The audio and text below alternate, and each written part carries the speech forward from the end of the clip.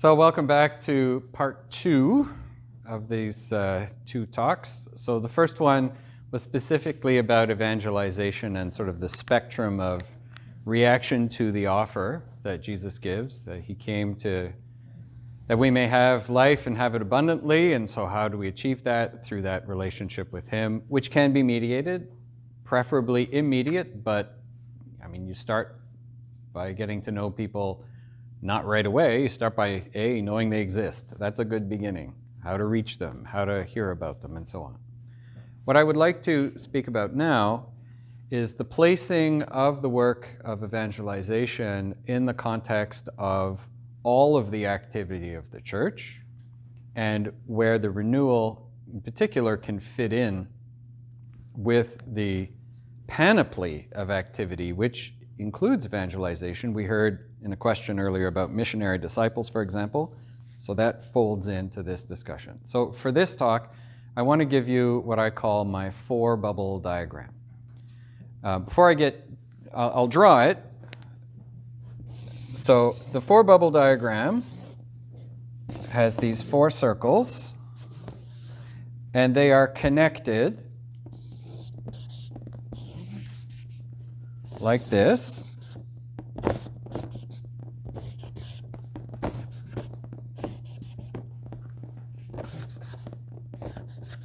So these lines and arrows indicate directions of activity.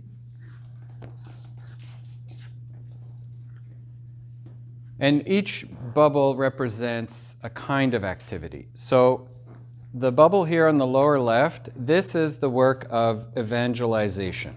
That's what the big E is for. I'll put EV. Not for electric vehicle, evangelization.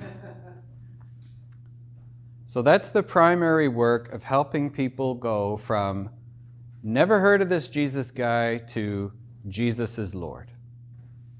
Okay, that's its primary function. And so people come out of evangelization, they enter, I mean, in an idealized form of this model, they enter here, right? This is a person who enters into this process of evangelization, and they come out of it as a believer.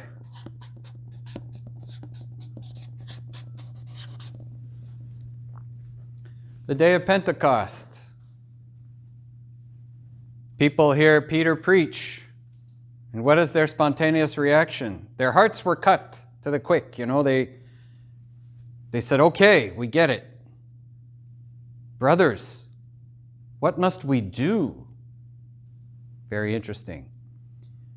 Belief calls for action. What must we do? They didn't say, thank you so much for this speech. We'll go home now. Brothers, what must we do? So the believers, they were baptized, a whole bunch of them, and what does it say? They shared in the breaking of the bread. They shared in the teaching of the apostles. They shared in the community life, the koinonia, you know, the aspects that are described in Acts of the Apostles of the early church. So they became disciples.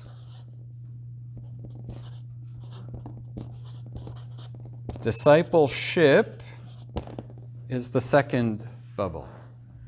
It's the set of activities that are done in the life of the church to help people to be formed as disciples of Christ. To put it another way, Catholicism, learning Christianity is a bit like learning Kung Fu.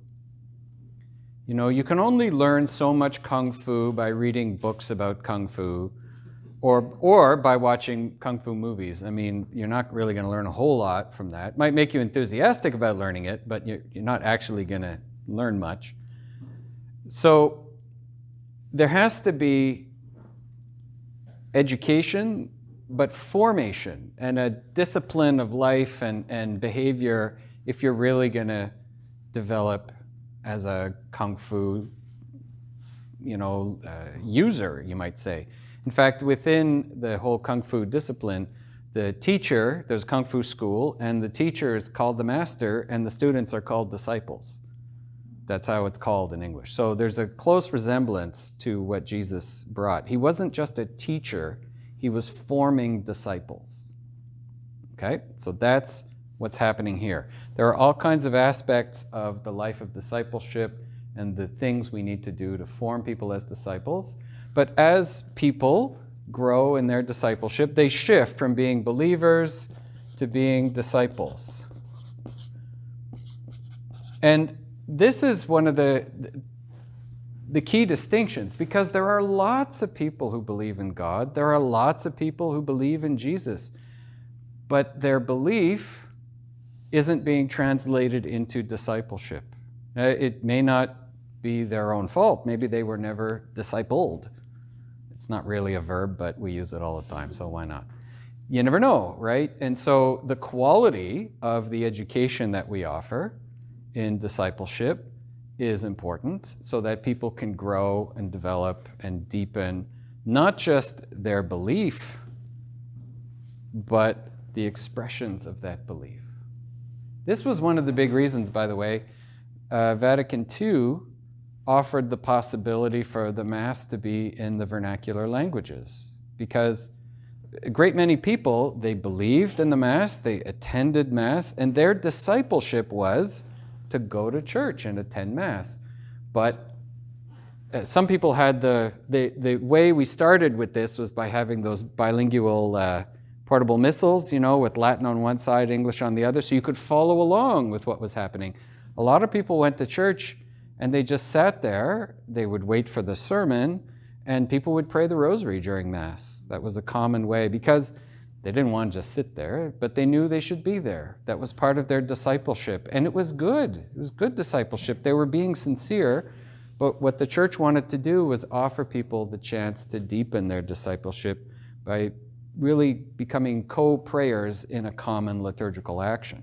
So a lot of these things, we take people who are believers, we try and give them a discipline of living, which involves the moral life, the sacramental life, and so on, so that greater discipleship emerges.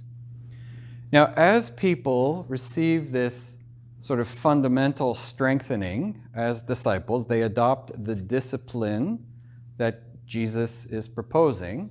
Again, it's not about imposing an external structure that's arbitrary. Jesus comes to give us the fullness of life. And so it's about having the kind of disciplines that allow the fullness of life to come into us and to not block it. You know, it's like our own bodies. If we have a terrible diet, it's going to get in the way of our health. If we have the discipline of a healthy diet, our health will be enhanced. At least we have that possibility. So, and anybody who says, you know, you stinking nutritionist, who are you to tell me what I'm going to eat? I'll eat whatever I want. Fine, go ahead, but there may be consequences, you know, like it's just the way it is. And so the nutritionist is not trying to arbitrarily impose diet rules, simply trying to reveal how the body works and the best ways to work with it. So many things are like that. So that's the discipline. Now, as people grow in their discipleship, their behaviors have a sort of a minimum basic content. The sacraments are the ground floor, definitely. Eucharist, the sacraments of initiation, reconciliation that renews our initiation, and so on. That's the ground floor.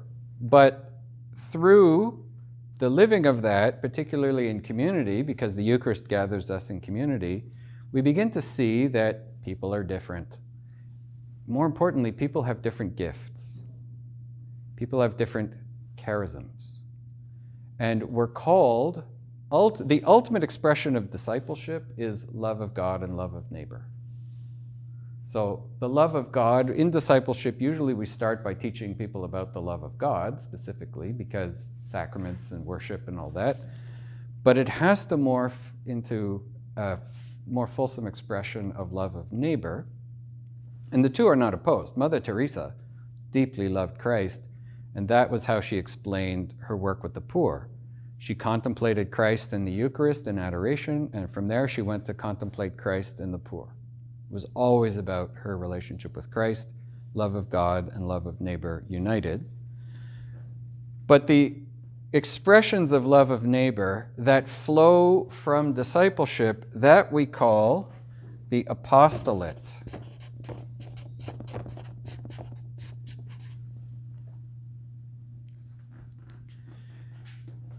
And this is where the charisms that St. Paul lists, apostle, prophet, evangelist, shepherd, teacher, I think that's the classic APEST list that is used, Sherry Waddell's group has developed. There's others too: benefactor, administration, the gift of tongues, the gift of healing, deeds of power, so on. Those are forms of apostolate which can be received as personal gifts, or which can be united together, knit together, people with different charisms, so that there's an even stronger gift that is available for the good of the community. I gave an example in my intro to the last talk. I don't recall if it was recorded, but how I had been involved with the renewal in Montreal, specifically with the healing ministry.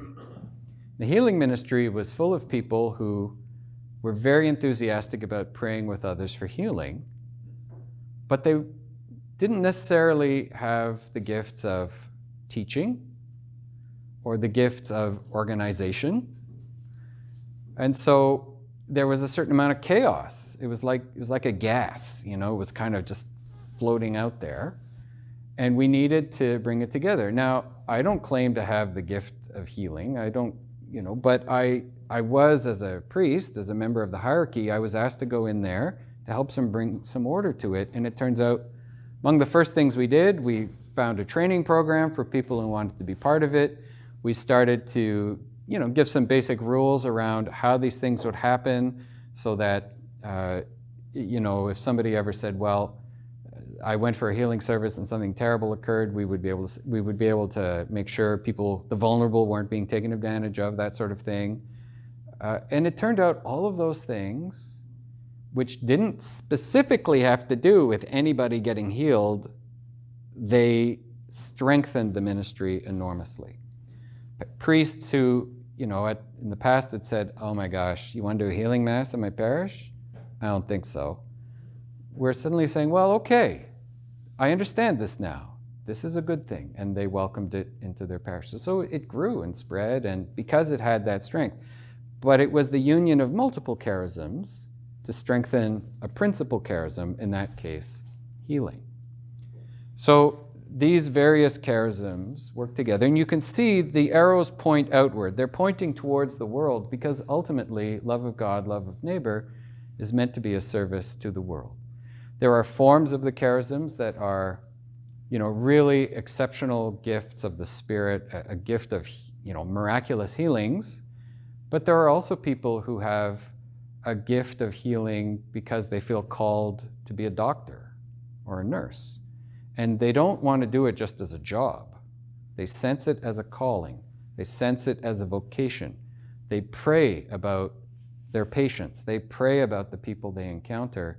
It transforms a task into an apostolate. And so there's a scale, you might say, of the extraordinary and the mundane, but all animated by the Spirit.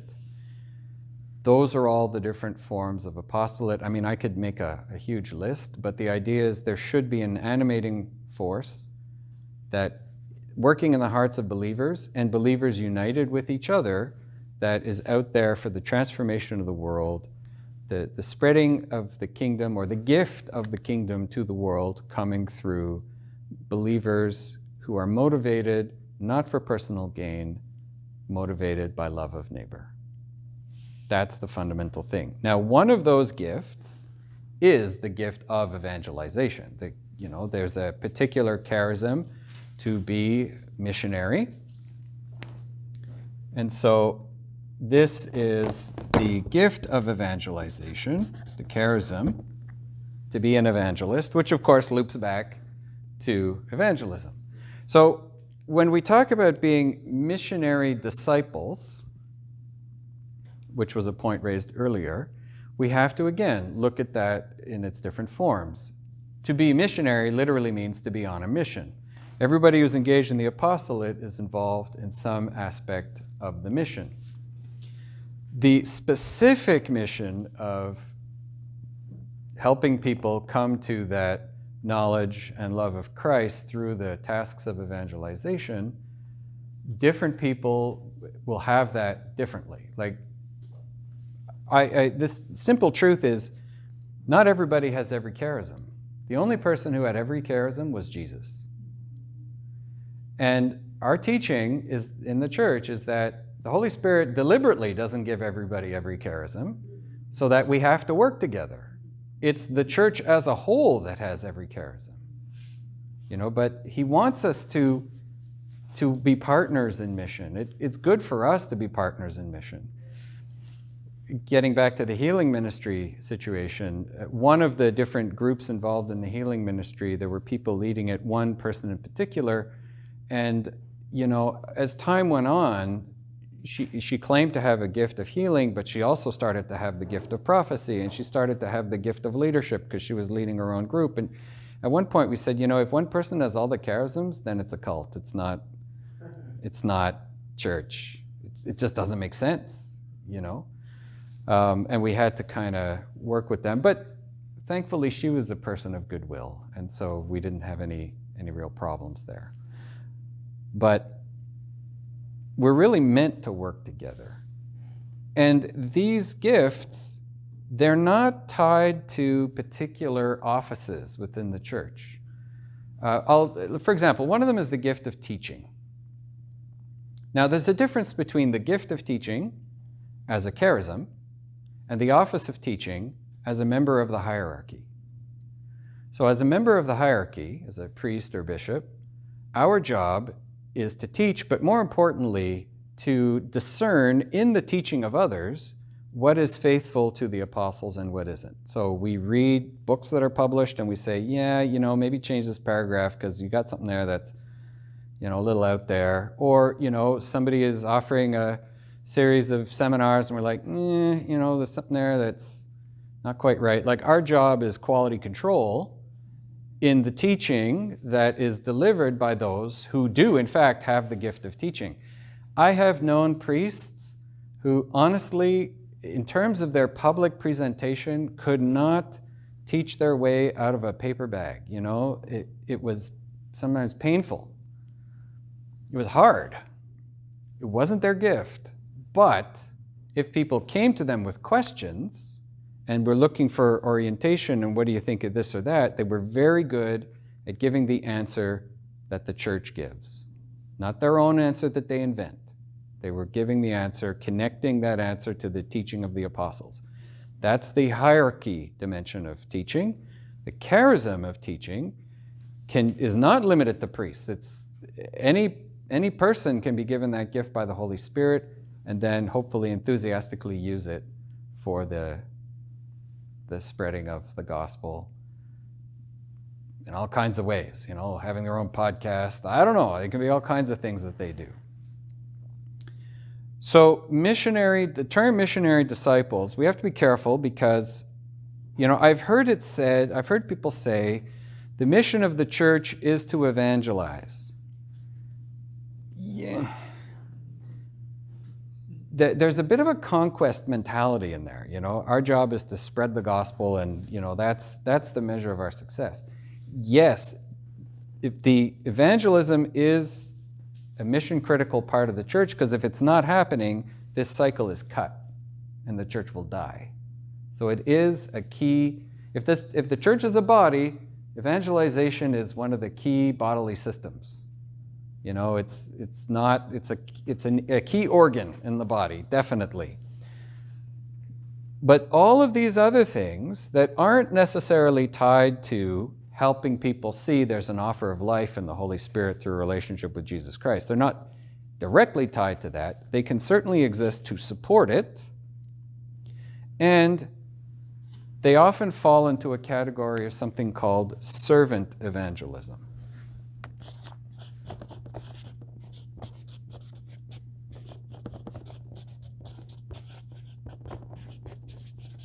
So servant evangelism means being the kind of people of service in the world. And when people ask us, how is it that you're doing this? You know, like an exceptional quality of practical love and charity in the world, and people say, how is it you're doing this? The answer is, because, you know, the love of Christ compels me. You know, we're able to trace it back to the love of Christ. If somebody was to ask Mother Teresa, like, why do you do this? She would say, because I love Jesus and I see him everywhere. She used to say, I'm not a social worker. Like, don't thank us for our ministry as sisters of missionaries of charity because, you know, of the compassion in our hearts or something. We are doing this because we love Christ, he loves us, and we want to be in that relationship of love with him, and in service to the poorest of the poor, we are able to contemplate his face. Boom. Like, that's servant evangelism. Now, does servant evangelism, you know, that scale that I had in my last talk, does that bring people to conversion? Not necessarily, but it certainly can help prepare the way and clear barriers to it. If people see that living the life of Christ, living the life of the Spirit is a bonus, it's a plus, then at the very least, it will warm hearts, it will soften hearts. Let's not forget that hardness of heart is a spiritual disease, and it's quite common, and nothing softens hearts like charity.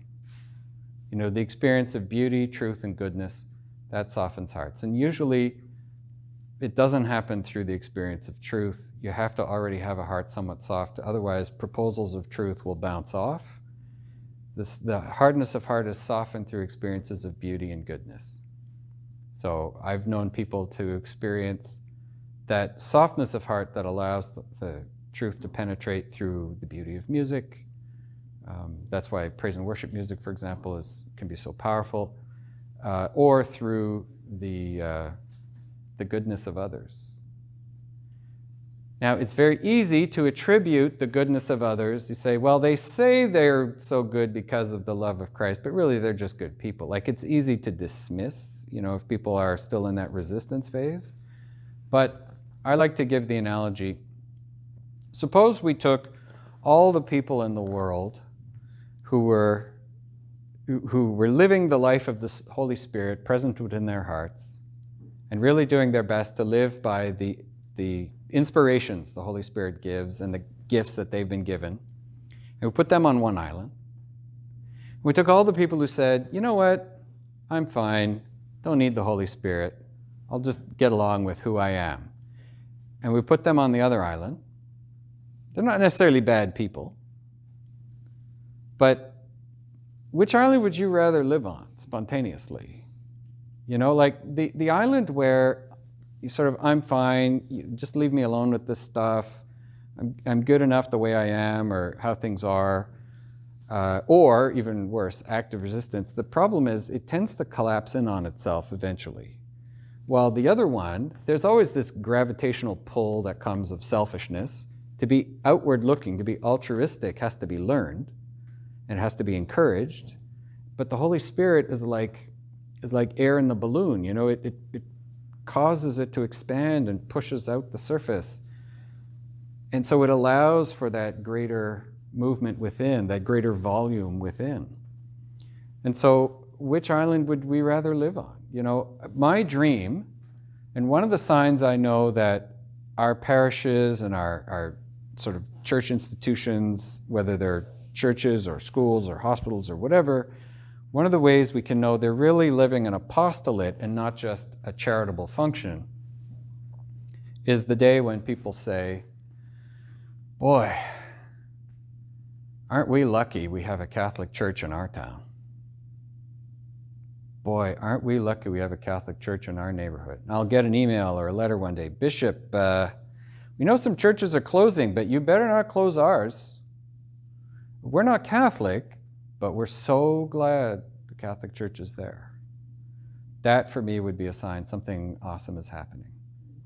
You know? And so that's the apostolate servant evangelism. that creates the conditions for the more active evangelism, or specifically evangelism, to cause the cycle to initiate. Now, at the center of these bubbles is ministry. So this is the ministry bubble. Now, again, terminology, we confuse ministry with the apostolate. We often use the terms interchangeably, but the expression ministry specifically refers to the hierarchical dimension. This is all the charismatic dimension that's happening. The hierarchical dimension is the bishop with the priests, the presbyterate, and then there's the deacons and other mandated personnel. They have a letter at some point from a successor of the apostles saying, you are being given this specific office to accomplish this task for the building up of the body. The purpose is not to suck in all the roles of the apostolate. The purpose is to support the mission of the apostolate. When I got involved in the healing ministry, I did not become the chief healer. That would have been wrong. That would have been me sucking in the ministry of healing to my own hierarchical function of priest. My job was to help bring order so that the group itself could take on the role and do it for the good of all. Eventually, I left that function, but the ministry continued, and that's the ideal, right? And they knew if they ever had issues, they could come back and talk to me, and I was their coach. But the more mature they were in their life, the less that coaching could be a bit more punctuated. It was, more like seeing your doctor for maintenance rather than calling 911 because you're having a heart attack. Like, obviously, if you're in the emergency room, the doctor's going to be very intense with you. If it's sort of maintenance, checking in on you after a treatment, well, you can go a few months between things. So these are the key things. Now, the collapse or the confusion between ministry and apostolate is a temptation within the Catholic Church. Historically, I'm going to name it as it is. If this goes on the internet, I apologize to anybody who's offended by me saying that, but it is a temptation in the church, and we see it for me, the classic sign is the interpretation of that passage in the Acts of the Apostles where the 7 were appointed, the first deacons were appointed to look after the service of the widows. So I think many of us know that story. The early church had 2 linguistic groups, the Hebrew speakers and the Greek speakers. So the Hellenist group and the Hebrew group. And the widows, the church actually, it's kind of funny, but we sort of invented life insurance. People wonder why the Knights of Columbus have life insurance, but it actually goes back to the Bible. It's the earliest mention we have in literature of an organized system of care for people after their husbands had died. What is life insurance? You pay into a common pool, and then if the spouse passes away, the widow is cared for, right? That's typically how life insurance got started, just based on the division of labor between the sexes and so on. And so that's what they had. People paid into a common pool, and then there was a distribution afterwards for the widows. But of course, with any insurance program, you have to make sure you don't have people who cheat the system. And it has to be fair. Everybody has to be receiving according, to their policy, quote unquote, according to the arrangements made in advance. So people were complaining. Those people are getting more than us. And that's a problem. It reduces confidence. If we can't have confidence in our banks, our insurance companies, and so on, they collapse. It's built on trust. Those institutions are built on trust, on confidence. So what did the people do? They went to see the people in charge, the apostles. Now, at that point in the history of the church, we didn't have priests and we didn't have deacons appointed yet. We had the laity and we had the apostles. The clergy was composed of the apostles. So the laity, now who was running, by the way? Who was running this service? Who was running this service to the widows? Well, it obviously wasn't the apostles, because people went to go complain to them, and their reaction was, yeah, we don't want to have to do this ourselves. We don't want to be distracted from The ministries of, preaching of the word and prayer, we want to focus on those. So that's why we would like to have some deacons. The deacons, they will have a share in our ministry. They will be the hierarchical representatives among the laity to help bring order to a situation that has become chaotic. And so when people see this passage, and when I was ordained a deacon, people would make a joke, can you go get me something from the buffet? Isn't it your job to serve at tables now? Every guy who's been through the diaconate has gotten the service at table joke. But the thing is, that kind of perception, the job of the deacon is to do works of charity. I'm sorry, but it's the job of every baptized person to do works of charity. The apostolate, the service to the widows, was an apostolate. It was suffering problems through internal strife, so the hierarchy named deacons to go among them, but they didn't do the job in their place. That wasn't their function. It was still fundamentally a baptized apostolate. I mean, honestly, 7 deacons are going to take over this massive function? No. Their job was to help keep order and be the reps of the bishops, apostles, so that they could continue in their core focus. So there is a temptation to want to say, well, imagine if the deacons showed up and they said, you people can't get yourselves organized, all this fighting, fine, we'll do it. That's clericalism. That's the hierarchy absorbing the apostolate. The ministry of teaching, like I said, anybody can create a podcast now or set up a website, and who knows what they're putting out there. And so you need to make sure you have official voices, granted, but you can't also then squelch the kind of impulse that the Holy Spirit is giving to people to live their charism. The willingness of people in the apostolate to live and do their ministry in union with the ordained ministry, the hierarchical ministry, is a sign of their authenticity. But it's a mistake to say, well, okay, the priest is here, he'll do it. It's a mistake for the priest to say, I'm here, fine, I'll just do it. That's a mistake. And in the short run, it settles things. In the long run, it prevents growth. And so that's been another shift that we are having a lot of trouble absorbing in the church. But Pope Francis, when he went to World Youth Day in Rio de Janeiro, he's famous for having told the young people, go out and make a mess.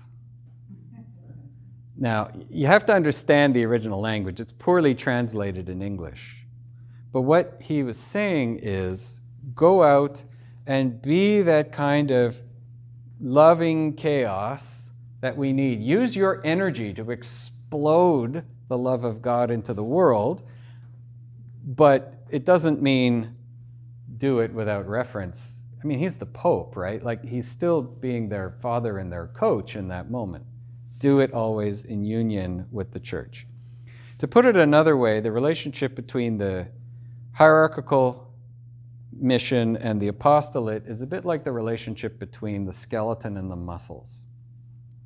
Through our baptism and the gifts we receive in the Spirit, we have muscles that make us move. That's what makes the church move. But the muscles need a structure to push back on. That's the rigidity of our skeleton. If you have a broken bone, you break your arm, try lifting something. The arm is no longer rigid, properly rigid. The muscle will just flop your arm out, cause even greater damage. So the rigidity of the bone, people say, oh, you're so rigid. Well, rigidity, actually, properly used, creates leverage. It allows the strength to be multiplied. But what happens when we are in a defensive mode is we can go from having an endoskeleton, the skeleton on the inside, to an exoskeleton. That's the skeleton on the outside. That's what crabs and lobsters and insects have. They have a skeleton, but they wear it on the outside. They've developed that skeleton as a defense mechanism, right? Because there are predators out there, and so if they encounter this hard surface, they can't easily crack the shell in order to get at the fleshy stuff inside. The church has gone through times of threat. And so when that happens, this function, which provides the skeleton, can easily go from being the inner skeleton meant to support the action of the muscles to being an exoskeleton meant to protect the body from threat. But when it does that, if that becomes the standard way of living and thinking and acting, a defensive posture, well, you know how those animals grow? Like lobsters, they can technically, theoretically live forever. And they always continuously grow over time. But obviously, if their body grows and their skeleton stays rigid, they're eventually going to have to get rid of their skeleton. So they shed their shell. And they go through a period of tremendous vulnerability. That's when they are at their most vulnerable. That's why lobsters congregate in huge groups at the bottom of the ocean, so that if predators are floating around looking for the occasional lobster that isn't protected by its armor, he can be surrounded by other ones, and so it helps, you know, and they probably put their claws up too, it helps them protect the ones who are going through a period of vulnerability. But if the church is acting like a lobster, right, if the hierarchy is acting like an exoskeleton, the only way for the church to grow is to shed that skeleton, and then it goes through a period of tremendous vulnerability where, you know, it could get eaten, or some of its limbs could get eaten. But the solution for us, you know, and so we wait for the skeleton to harden again so we can feel safe again. The problem with this paradigm is that we're not lobsters. It's the wrong paradigm. We're supposed to have an endoskeleton. We're supposed to, the skeleton is supposed to be, I won't say invisible, but, you know, you're supposed to see it through how it supports the other tissues. I mean, we have a skull. The skull definitely protects the brain. We do have parts of our body that are meant to protect. The rib cage protects organs. There is a protective dimension, but it's still an endoskeleton meant to give leverage so the muscles can do their thing. For the lobster, the muscles, yeah, they push against the skeleton, but not in the same way. They have to push against the skeleton. You know, for us, we push with in order to have that extra strength. So where does the renewal fit in all of this? Well, first of all, the renewal has always been big on charisms. In fact, the knowledge within the church of charisms and teaching people about charisms and taking up our own personal mission in the church, the renewal has always been very strong on that. And not just waiting around for the priest to give us something to do, you know, taking up a function. And that is healthy, that is good. If it becomes, well, we're going to do this and we're going to tell the priest what to do and we're going to do it without reference to our parish priest or our bishop, then you're starting to drift into something that isn't Catholic, you know, we're starting to drift. And that's where you often see the leader of the group becomes almost like the pastor, unofficially, you know, the guru, you might say.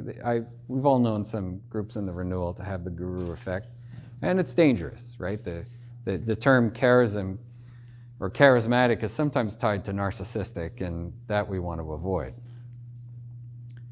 But this idea of we're gonna start something, we're gonna initiate something, we're gonna work on this together.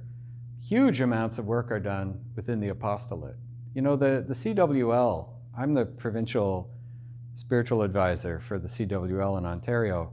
They're not waiting around for me to tell them what to do. I mean, those ladies, they've got it together, you know. They are charging ahead with their mission, but they're so grateful when the bishop or priest is there just to support them, encourage them, offer them advice, and be part of the ongoing dynamism of their meetings and their activities. You know, and that's my job within them. Same thing with the Knights of Columbus. I always tell my brother priests, if you want to support the CWL of the Knights, step one, show up. Just show up. They'll be really happy you're there, and measure your words. Like, jump in if you see things are going in a funky direction, or if they ask, but just show up. Just have coffee at the coffee break with people. Believe me, it's a huge dimension of ministry. It's different from just showing up in a public forum or a public event. Here you're showing up with people who are already united together, putting their gifts together for some work of charity. You have a leverage possibility. You're not doing it in their place. So the renewal is very strong on this and encouraging this, and even some of the dimensions that people might be less comfortable with. I mentioned, the ministry of healing, a nurse or a doctor could feel their calling is to healing, but to say, I will pray for you and we will pray that you receive a miraculous cure, a lot of people would be, that seems a little out there. So not everybody has the comfort zone involved in that kind of prayer, and able to engage in that kind of prayer. And so that's where, there may be a particular gift of confidence that comes within the renewal. Where does that confidence come from?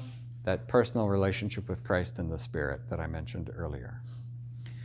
Certainly, one of the gifts is the gift of evangelization itself. Members of the renewal who are, really keen on and have a gift for the sharing of the faith in the specific function, that is very, very good, but also helping to support communities of disciples. This community of discipleship, the word disciple means student, right? It means pupil, someone adopting a discipline of living. So if you're going to have a community of pupils, you need a school. So you need some kind of school. That's what our parishes are. Parishes, again, you can see the extent to which we are operating with this as the core versus all of this as the essential function. Parishes can be exoskeleton or endoskeleton, right? They can be places where people go to learn the discipline of Christ, to obviously have that first encounter through welcoming and worship, learn the discipline of Christ, and be provided opportunities for the apostolate in their communities, in their neighborhoods, with a parish priest as the center who acts as the coordinating core, but coordination in the sense of when things go wrong, you can go to him and he adjusts, but often has to kind of let things go with a certain amount of pruning and chaos. It's like a garden, you got to pull up weeds every so often, but you can't make the garden grow. No gardener can make their garden grow. They can only try and create the conditions for growth to happen.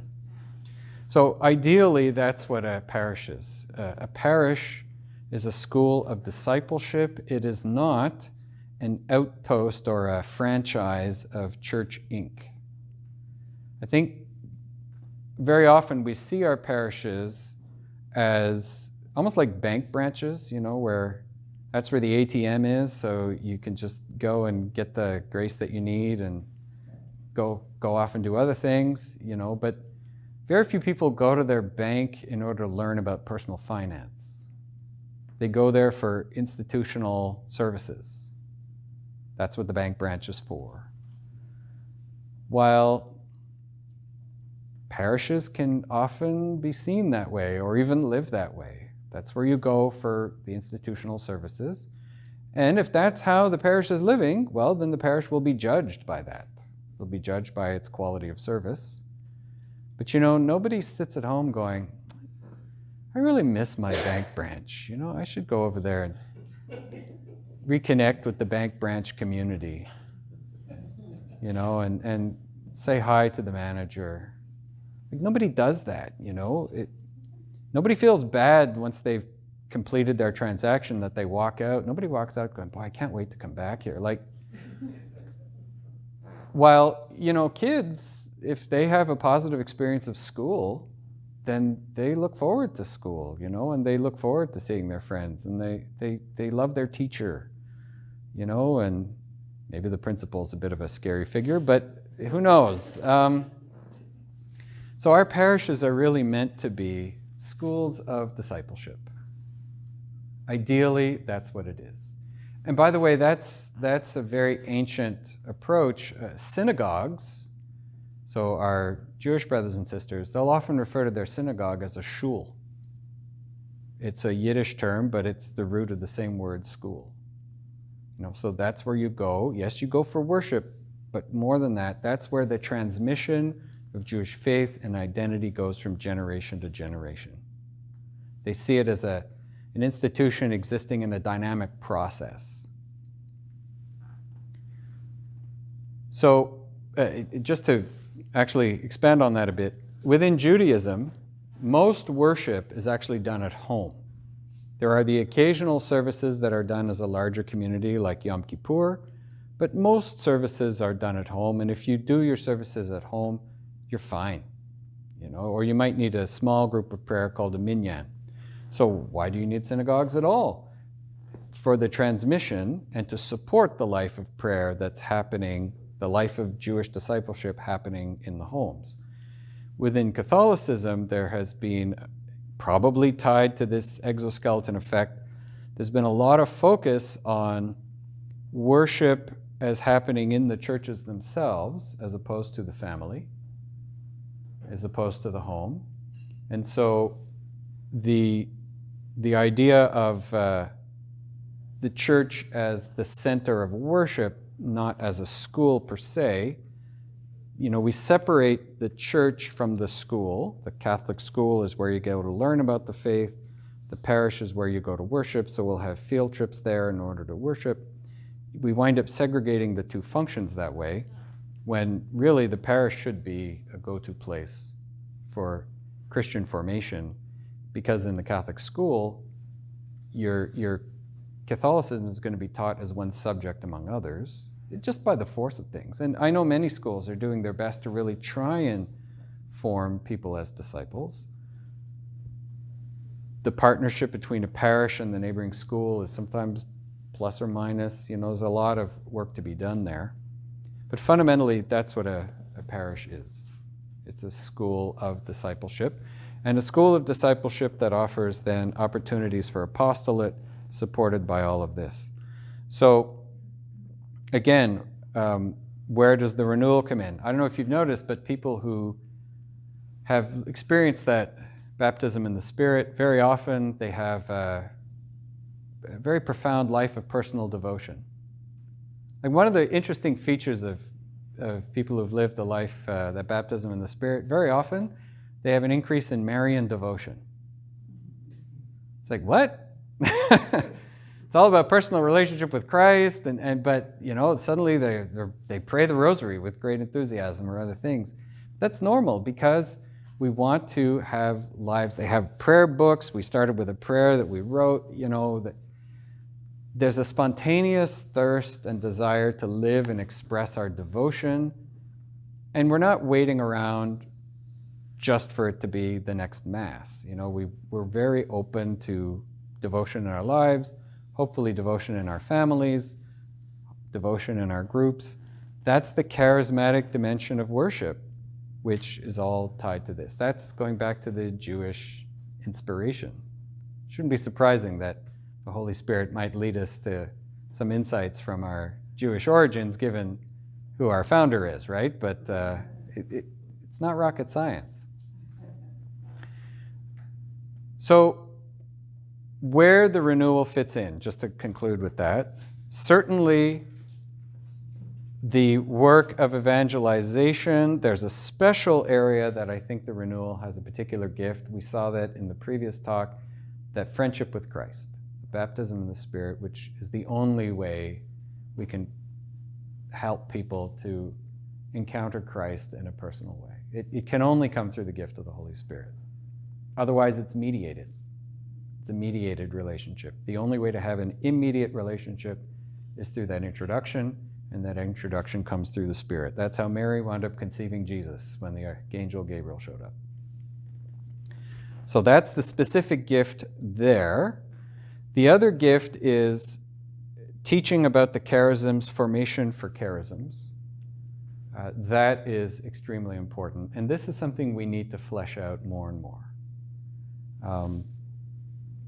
Certainly doing this in union with our hierarchical leaders, but not waiting around either.